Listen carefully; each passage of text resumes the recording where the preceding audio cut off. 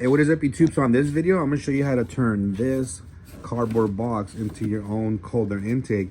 So the reason I'm making this video is because it's a little pet peeve of mine when I go to car shows or cars and coffees and I see someone with their LS swap and everything looks so clean, and then they have a freaking filter just sticking out there, or they have a pipe that just sticks out there with a filter. Now look at how much cleaner that looks right there. So these are examples of what I'm talking about here. You see how all these engines here, they just have a filter. It looked like it just slapped on, like it was like a last minute thought. They were like, holy shit, we still need to add the filter. Boom, I'm done. Send it. You know what I mean? Wow, you could, it only takes a few minutes to make something like this, and look how much custom it looks. And it actually looks like something you buy online, like a cold air kit like this. I seen them online anywhere from like $200 to $500, you know, depends on what it's made of and depends on who's selling it. But this doesn't cost you much to do. Like the even the intake pipe here, this is all carbon fiber, real carbon fiber. I think that pipe was like $90. The coupling's like $40. This is probably like $30 in material, and then your filter's like $40. So I'm not sure to add that up, but it's a lot cheaper than spending $500 for a cold air kit that someone else made and you gotta install it. And sometimes it won't even fit, because sometimes your radiator, the hose is on this side, or maybe you have your alternator mounted higher, or you have something going on. So this is like a custom. Every time I do LS swap, I make a custom cold air intake for each engine. So it could go that way, it can go that way. I've had some where it comes this way and goes back because there's no room to dump it off here. That was in the wheelie. So it just depends on where you have room. For example, on the Chevelle here, or I'm sorry, the Chevy 2 Nova. Here, let me show you real quick what we got going on here. Right here, this engine bay's pretty busy. We got air conditioning, we got hoses. So obviously the best way to route it is gonna be this way. So I'm gonna show you guys how I'm gonna make a cold air intake for this vehicle right here. And you could do it at home too, because I don't have no special shop tools. I don't have no benders. I don't have anything crazy here. But I'm gonna show you guys how to make a cold air kit using that box. All right, guys, so the first thing we gotta figure out is which way we're gonna route the intake to. So obviously it's gotta go either left or right. I wouldn't put it in the middle. I wouldn't drop it down. It's basically gonna be determined on where your upper radiator hose is at. Usually if it's on this side, you're gonna wanna run it that way. If it's on this side, you're gonna wanna run it that way. But it's also determined by how high your alternator sits, if you got AC, kind of what's in the way between your throttle body and where you wanna go. The best places to go is usually to the side, on one side or the other. Some vehicles also might have a battery, so that might affect it. Like if we have a battery over here, obviously we can't put the filter this way. So we're gonna wanna run that. So you gotta pay attention to that stuff before you decide on your setup. So for example, if you have a vehicle and it has a battery over here, you wanna put all the high stuff up here. Your radiator, upper hose, anything high like the compressor or the alternator, put it on this side. So that way you can route your intake that way. If your battery's on this side, like if we had the battery on this side of the vehicle, it'd be freaking tough because we can't go this way and we can't go that way because this is in the way. So you want to look at that before you even start your cold air intake. Figure out where your battery's at or which pocket you could use. So obviously our only choice is going to be coming this way because we don't have anything over here, and going that way is going to be tough because of the upper radiator hose. Now if you're using, usually if you have an LS engine, you're gonna have like a 92mm throttle body or bigger, so you go ahead and use a 4-inch intake. So I like getting these here because they're a little bit longer and you can cut them to size. The legs from here to here, it's longer. This one's already been cut, but for example, this tube here, you can see how short it is. So if we were to put it there, you can see how it would just straight turn into the radiator or into the alternator, and it'd probably be hitting this or this. But now this one, so this leg was the same size on both sides, so it was like that long on this side, but you can see how far it comes out. Like if we put it there, it's gonna come out all the way to the radiator, right? So we could cut it and get it in even deeper. So that's right there on this side, cut it. So now you can see by cutting it, it's able to clear the radiator and the alternator. See that? Now, once you figure out which way you want to go, you're gonna need to measure out how long a tube you need. I believe this one was 36 inches or 24, I can't remember. Actually, I think it's 24. So measure it out. Look for a 4-inch intake tube. I think they have some plastic ones on like Summit or Jags. I like to use aluminum ones because I like to drill into them for the manifold air temp sensor, put it in here. As you can see for the Chevelle, I use a carbon fiber one. So next thing you want to do is gonna get your tube. You're gonna make sure it clears everything, right? So putting it here, it clears the alternator, it'll clear the hood. Obviously you don't want to go too high because you might hit the hood. You don't want to go too low because it'll rub on the belt. So now we determined we're gonna put the air filter here. Let's go ahead and start building our cold air intake, or our cold air box, or heat shield. So this is where our cardboard box comes in. So you're gonna grab a big box like this, something that you get from Amazon. You're gonna tear it apart so it looks like flat again, basically like how it started, right? So you're gonna make it flat, then you're gonna cut a smaller piece from there, let's say about this size, and then you're gonna grab some scissors and you're gonna start shaping it up.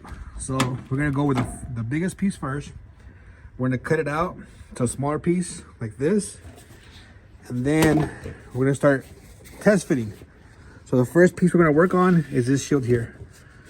So you can make it as high as you want, as long as you want, as deep as you want. You want to make sure though that this hole in here is going to be big enough to support, or for your 4-inch intake tube to go through. Now I did do some intakes before where all I did was just cut like a hole this way, and the air tube basically sat on top. So let's say that sits there. Hopefully it stays because I only have one hand. All right, so that's, dang it. Let's say that stays there. Then I would just cut it like this before and just put the filter on top, just lay it on top. But for this one, we're gonna go all the way to the top of the radiator like that. And then once we have the correct size, the height, the length and everything, we're gonna hold on to that piece. And then we're gonna cut a second piece. So on this one here, anytime you do a cold air box, I would say do one piece at a time, right? So we have our first piece here. Now we're gonna work on our second piece, the piece that goes from there to there. We're gonna work on that piece. We're gonna get another piece of cardboard and then cut it roughly. Obviously it's gonna be a little bit longer, and then start shaping this side into it. So every cold air box is a little bit different, guys. This one my son did, and he is not a car guy. He's like 15 years old. So if he could do it, you guys could do it. So you're gonna guess on most of these shapes. You're gonna cut at an angle. If it doesn't square up, if it's not flush, then you could eventually trim and trim and trim, right? So this is a piece that he made for here, which I actually kind of liked. So he made this little flap here, so you can flip it. You don't have to make that flap. You can always add it on later, but you can see how you follow the lines of what we had there. And then that was our second piece. The second piece, you're gonna make it as long as we're to meet up with the first piece. Once you get your second piece done, and when you're happy with it, then you're gonna put your first piece, put it back on here, and then tape them together. So let me grab that first piece here, put it here. You're gonna line up the corners up top, there, and up here. Dang, it's hard to do with one hand, my bad guys. But there, here, let me hold that one hand. And up here, and then you can tape them together and see if that fits. So let me do that real quick. All right guys, so now you can see how I added both pieces. This was the first piece that we had right here. This is the second piece that we just made. So now I taped it up right there. We go ahead and fold that and insert it where it was supposed to go, right there. Now with this piece, whenever you do those, you want to make sure that this top part is flush, right? Because you don't want to go different heights. So we go there. This is bam, right there. I think this is a little bit longer. I think he made it bend like that. So this one actually would have been here. Hold on. All right, there you go. I had to use both hands. I had to bend this back.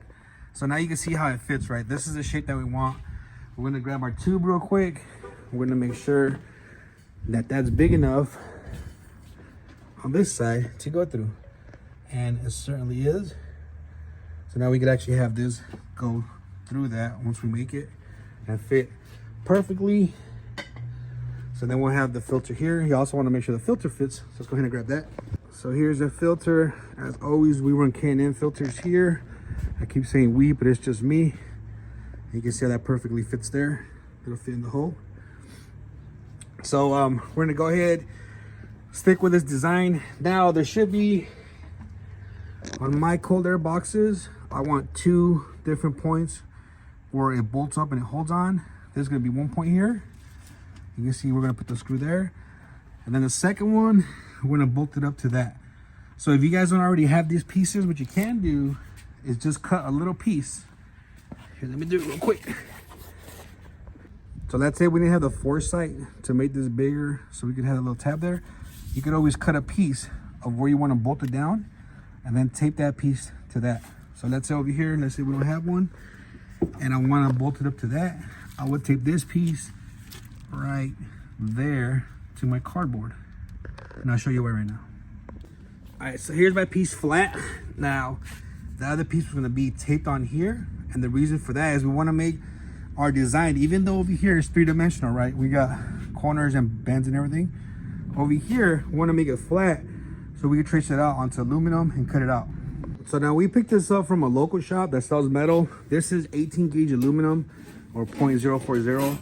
So whenever you're picking out, if you're gonna do aluminum or metal, you wanna make sure it's something that's flexible because you're gonna have to bend it, but strong enough to where it doesn't just tip over or bend on its own.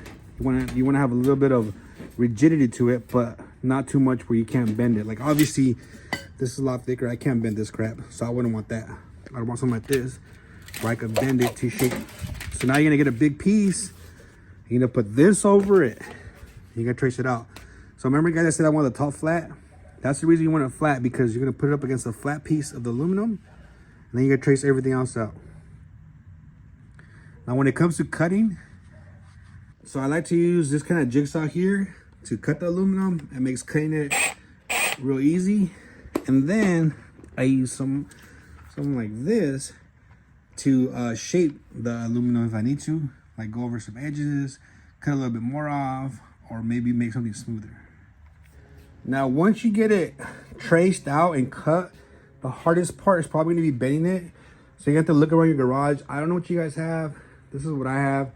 I used to use a box, and I used to just put on the edge of the box like that, put my knee on it here, and just bend the crap out of it with my hands, and then hammer it down to make it kind of square. So my stuff ain't perfect. Like my bends aren't perfect because I don't have a brake, like a metal brake. But after I'm done bending it to shape, so this is the stuff we just got back from the powder coating shop. After I'm done bending it, I powder coat it so that way it hides some of my imperfections. So let me go ahead and open this up. I'm gonna go ahead and open both of these up and install it and show you what it looks like. All right guys, I haven't installed. One little tip is I use this edge trim here. You can find it on Amazon. This is 1/4 inch edge trim. So I use that to make it smooth. So you can see on the intake, this was aluminum that I bent. I put the edge trim there, on the bottom there, around the circle, around the hole. And on this side, you can see it down the edge there. So it makes it look a lot cleaner, a little bit more professional. All right, so the reason why I do these freaking cold air boxes, aside from, there's a few reasons. One, obviously, I think it looks a lot cleaner, right? You can't really argue with that. It looks better than just a filter seam there. Two, yeah, it probably blocks some of the hot air from getting sucked in here. Does it make more horsepower? People tell you yes, maybe like 2 horsepower, maybe 1 horsepower. Everything counts, right? But it's not made for horsepower. I don't make it for horsepower. I make it so it looks clean. And the most important reason, if I didn't put that shield on, that means that this would, the coupling would go onto the intake or the throttle body, and then it'd have a clamp to hold it down. Then the rest would just be hanging there with a filter on the end. So as you're driving, you're having vibrations, right? So it's either gonna pop off over here, or it's gonna get to a point where it comes down and then starts hitting the pulleys or hitting something where eventually it starts rubbing on something, right? But with the box here, You can have a clamp holding this onto that. So this side is supported. And over here, you have this that's supporting this. So that's the main reason I do this, guys, is to support on both sides. Now, you could get away with not doing this and just welding like a little metal tab here and then bolting it onto the frame or bolting it down to the frame. Some intake tubes do have that option, and that provides a support for this side. But you don't have the benefit of the heat shield box for looks and obviously a little bit of performance gains.